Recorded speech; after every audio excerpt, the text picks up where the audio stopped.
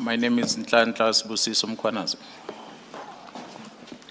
Do you swear that the evidence you are going to give will be the truth, the whole truth, and nothing but the truth? If so, please raise your right hand and say, "So help me God." So help me God. Thank you, General. Commissioner, I joined the force, you're correct. That was in 1993, which then translated into the service in 1995, when the democracy started in our country. I joined the service in 1993, June, when I underwent training at the police college in Pretoria. And from there, I was deployed to go and work in Potchefstroom.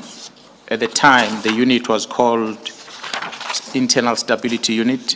In 1993, when December, after my training, which the name then later changed into Public Order Policing Unit.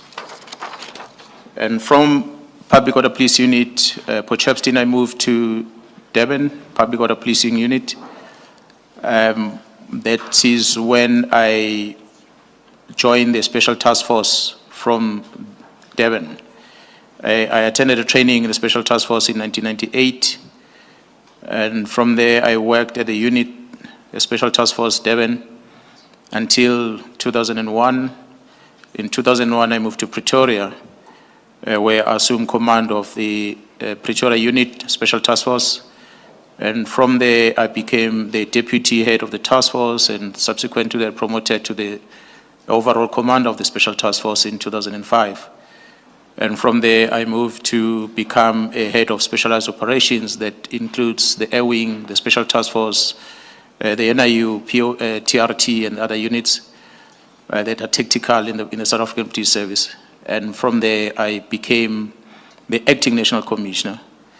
From the position of acting National Commissioner, which was a couple of months, just less than a year, I spent the whole year after that enjoying time sitting at home without a post.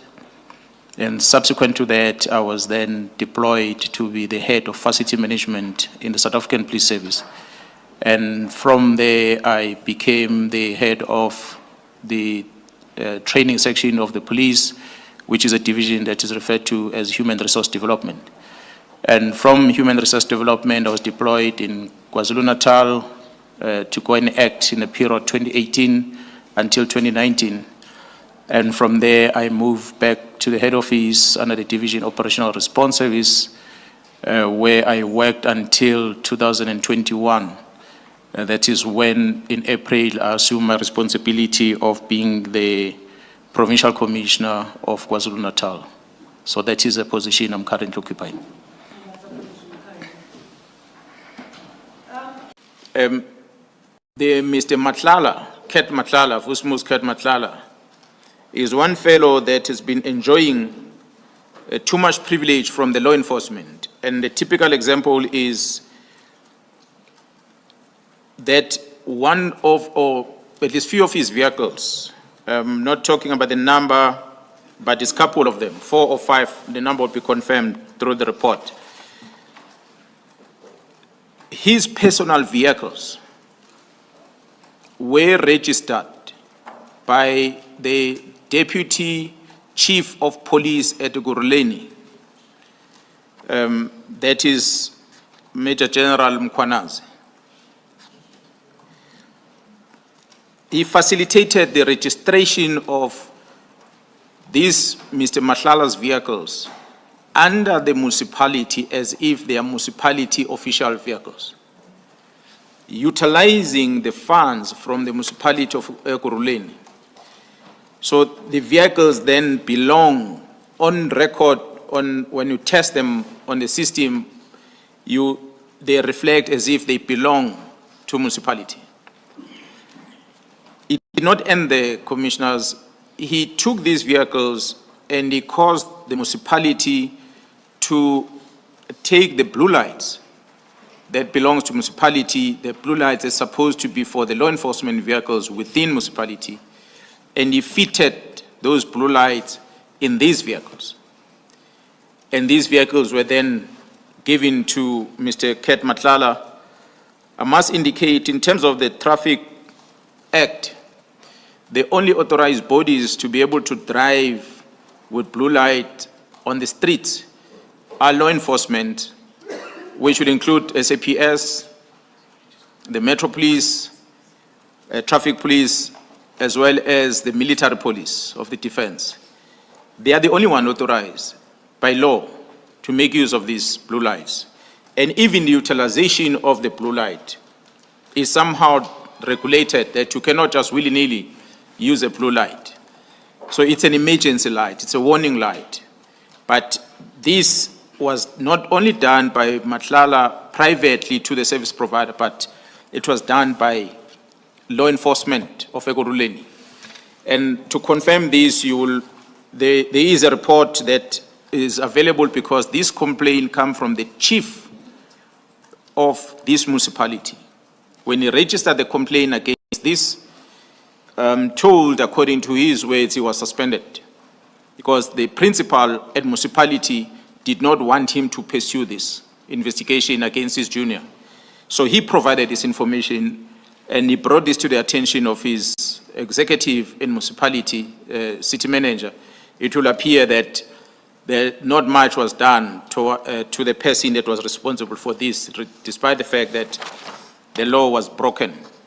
So that's what I thought I must just indicate, covering mass lights starting from 214 up until the next page, where I'm indicating that the complaint from the chief of Metropolis at Ekurhuleni ended with IPID, the Independent Police Investigative Directorate, that are charged with the responsibility of investigating the criminality that is caused by the police in the line of their work.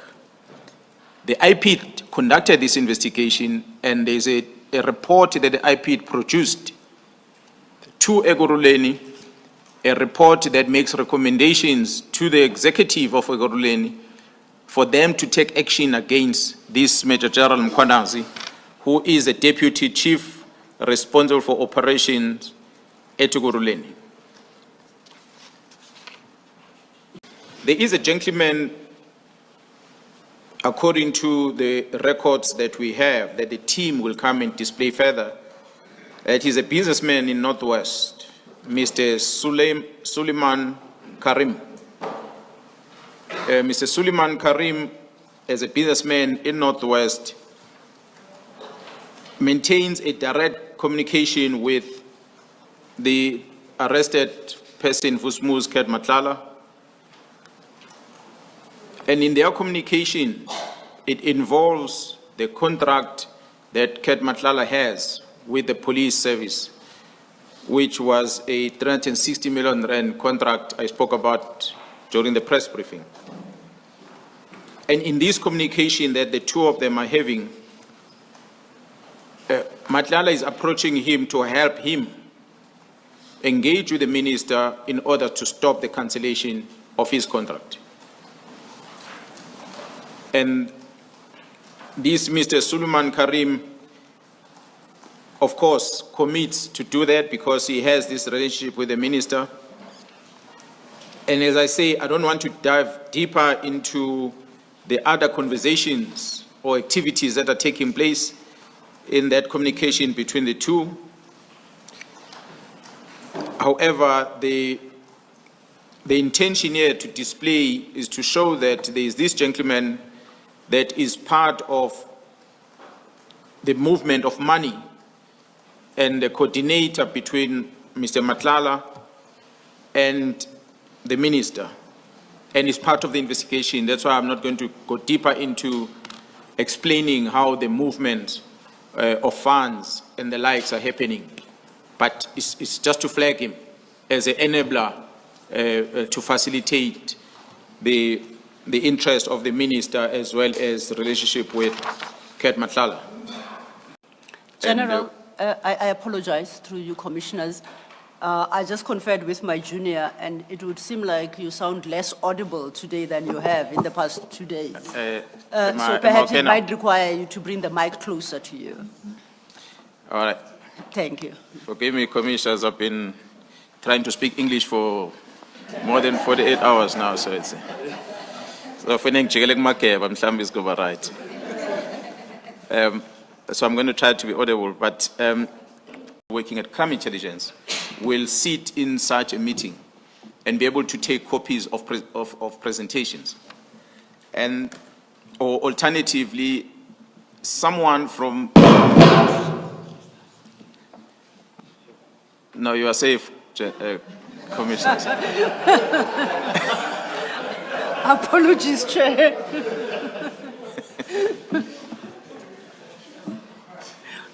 As technology, it happens.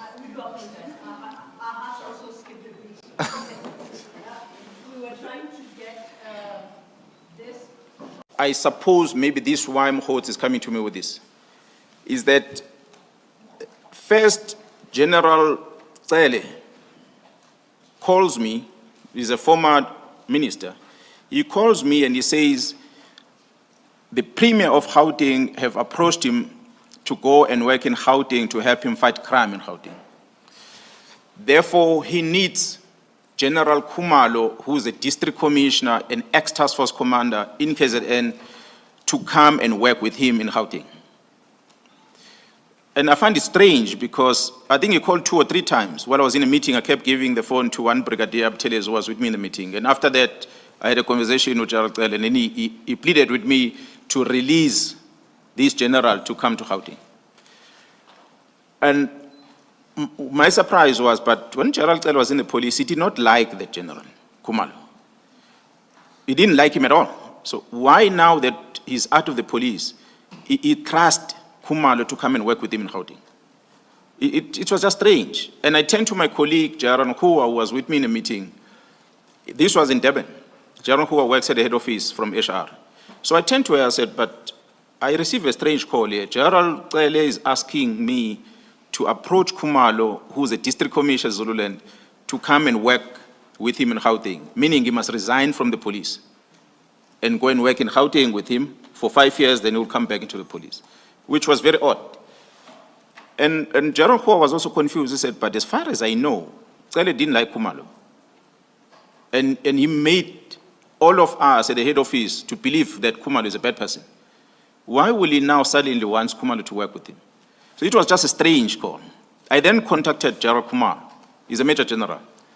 I phoned Gerald Kumar and said, Gerald Kumalo, this is a request I received from Gerald Tsele. Gerald Kumalo just laughed and he said, well, don't worry, the general is not serious about that. So I asked him, what do you mean? He said, no, he's not serious. He wants me to back off on the case against Khan, General Khan from Crime Intelligence. So Tsele is pursuing Khumalo to resign from the police so that he can stay away from the disciplinary case because he was appointed to deal with that case departmentally against General Khan. So Khumalo says, no, this is the approach of Tsele to want me to back off. And that got me so upset, commissioners, that can really General Tsele go to the extent of wanting a person to resign from the service because he wants to protect someone? It was very strange. I did not talk to General Tsele from the day. I did not talk to him. I was very upset. It disappointed me as a person who's a former minister in the police. I was just upset. Yes, Bran Mkhwanazi sent a message at 22:38 in the evening. He sends it a WhatsApp to Matlala indicating that the task team that came to your house and harassed you has been dissolved or disbanded. That's a message that is written by Mr. Mkhwanazi to Mr. Matlala.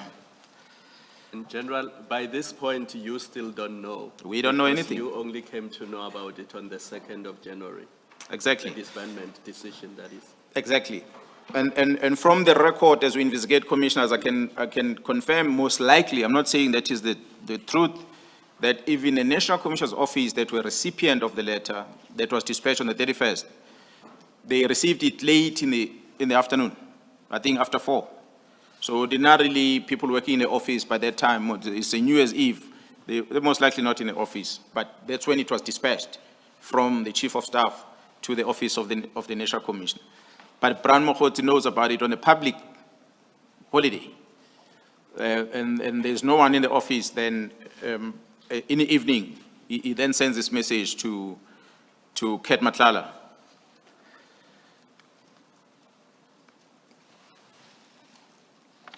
So if I move forward, commissioners,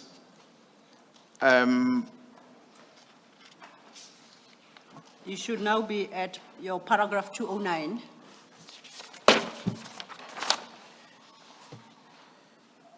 oh yeah, yes, Matlala then gave a response, but his response was not on the 1st, it was the following day, the 2nd of January.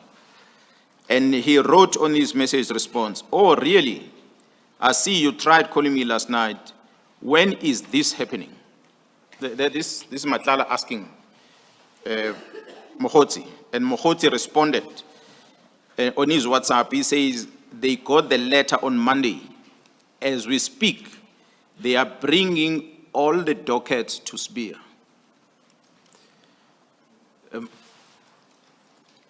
So I'm bringing this to the commissioners. This is a person who's not in the police. He already demonstrated, he sent me the copy of the OPs and the likes a year before.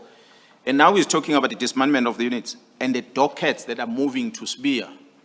Although a couple of months later, General Spear write letters demanding these dockets would come from KZN and come up. So Mkhwanazi already knew that it's going to happen.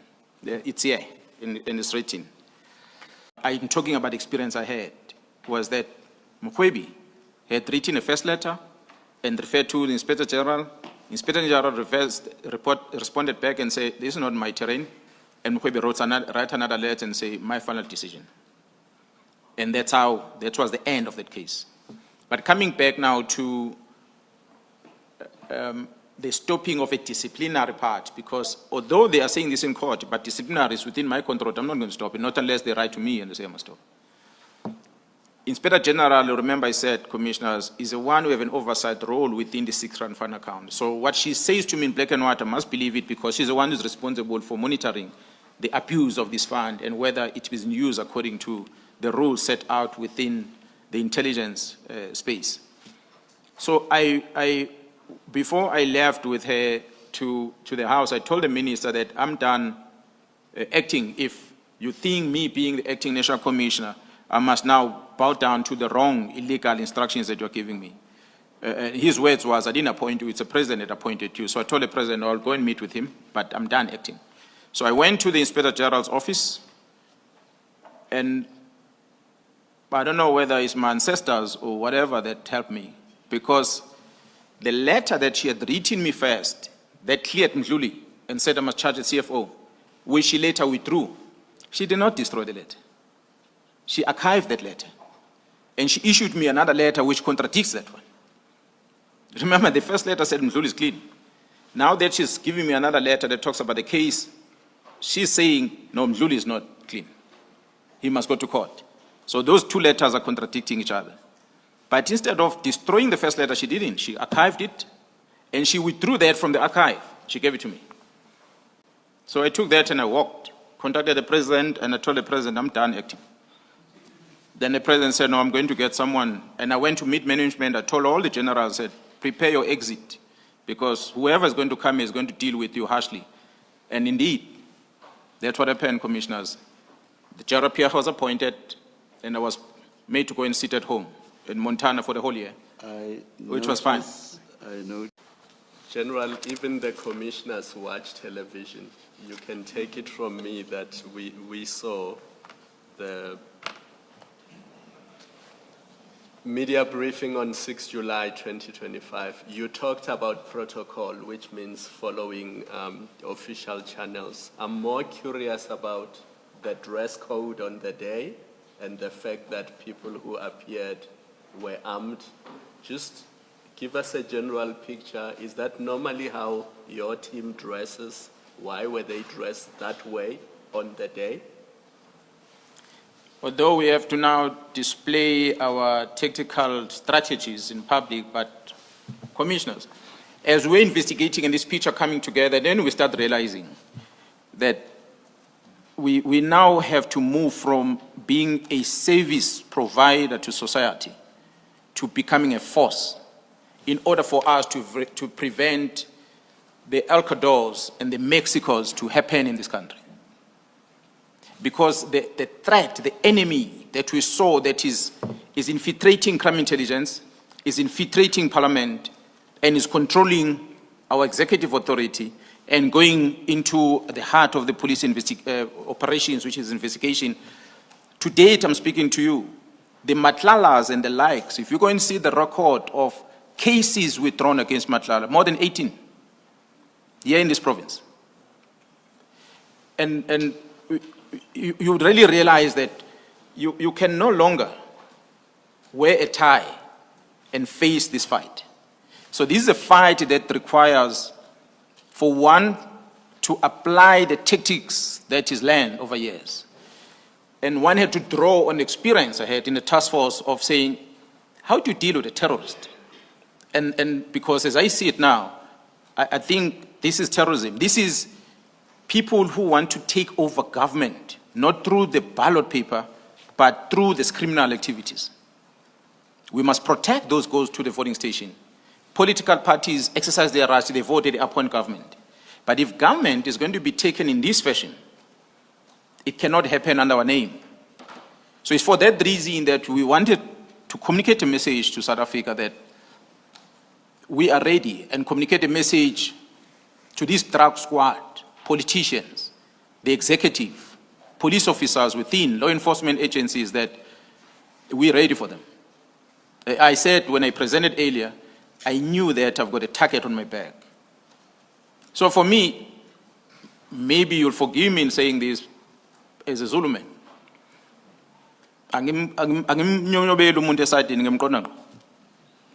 So I wanted to make sure that they get a message that I don't sneak up on a person.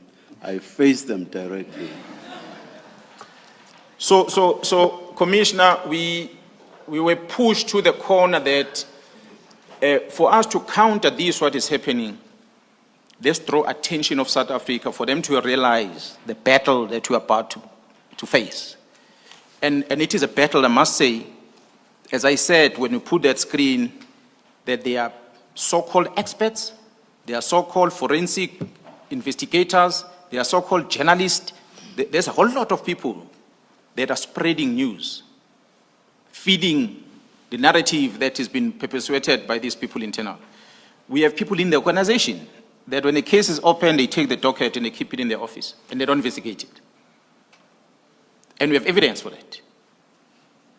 The Deputy Provincial Commissioner Gauteng can be called into this commission. He will tell you the list of all these dockets that were opened. There is one of them, it's a kidnapped person which is allegedly Matlala is involved. That docket was in Gauteng, but an instruction came from the head office, the JRSB's office, that we want that case docket. That docket is sitting in the head office. The mother of the kidnapped son, or the missing son, even contacted me because she can't find closure. And now we begin to see that who are people implicated, the Matlalas, and these investigations have been suppressed. We therefore cannot sit back, commissioners. We must take off our palaberam shoes and take off our blue uniform and wear boots and go and face the enemy directly. Durban and Richards Bay, it's an hour-and-a-half drive. So they could investigate while in Durban. So I brought them back. Little did I know, Commissioner, that this RPM has got contacts in a high level of our country, of our government. Because what followed after that was a call that I received from my boss, the National Commissioner, who said to me, but I hear that you had deployed people in Richards Bay and you withdrew them. I said, yes, I deployed them there for a mission. They didn't achieve the mission. A year later, I brought them back, and they are still carrying those investigations, but from my office. Then he said, no, I received a complaint from the presidency. You must send these people back there. So I said, okay, well, I don't mind to send them back, but you must give me the budget, because I don't have money to send people back there. Then he said, no, put up a plan. I'm going to finance it. Then they said, okay, that's fine. And I told my deputy to prepare a plan. Now my approach, commissioners, was that I'm no longer going to be sending people these 5 members to investigate the 5 cases from RPM. I'm now going to put a bigger team that is going to deploy in this area and service other business people as well as a community in that area. So I must have a bigger team because there's drugs in there, there's hijackings and many other crimes that are happening, and RPM is not the only one that is affected. So while I'm preparing that plan, which the National Commission confirmed that the CFO is going to make money available for that. While I'm preparing that plan, I then I received a phone call from a commander of the Special Task Force at the time, Brigadier Gafley. I had said earlier I worked in the task force, so task force members and myself, we communicate. Most of them have got my numbers, so they call me anytime. Brigadier Gafley calls me, and he is at RPM. And he says to me, General, I'm here deployed at RPM. So when I ask him, what do you mean you deployed at RPM? RPM as the company mine? And he said, yes. So I asked him, but who's there? He said, no, it's myself and the NIU. Task Force and NIU are the fighting squad of the police. They are not investigators. They are the ones that do the dirty work. If we have to arrest someone, if to penetrate houses, they do that. They don't go and present cases in court. It's not their job. But they found themselves deployed in RPM. And he says to me, General, I'm told that there were detectives that were deployed here that you withdrew. Can you have those detectives back here? So, because there must be investigation done, and I don't have anyone who does investigation. So I said to him, no, I think you need to come and see me. So he drove down to Durban. When he arrived in Durban, and I asked him, but who deployed today? He said, no, I was deployed by my component head, General Zulu, who was a major general. She deployed us to come and work here, and I asked, so where are you deployed to?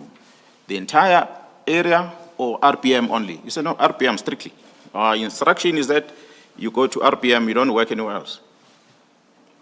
I was upset, of course, because I had planned, according to National Commission, I'm going to deploy. So I phoned my boss, I said, you are telling me about the deployment RPM, at the same time you're telling someone else.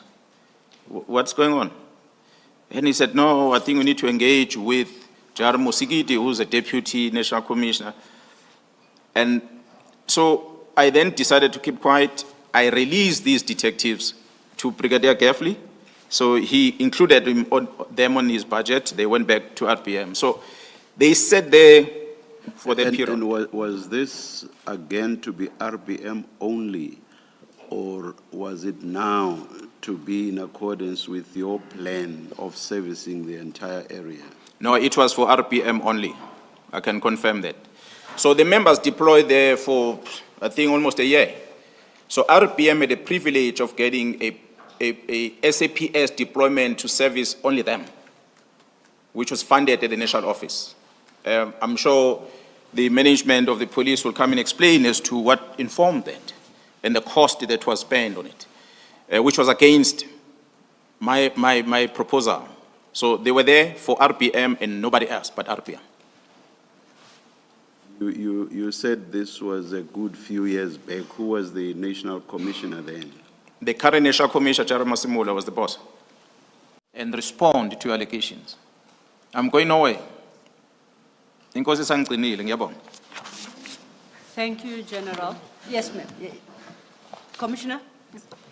General, just to go back to what you say about the relationship between General Sibiya and Mr. O'Sullivan, you say it's in the public domain, certainly not to some of us.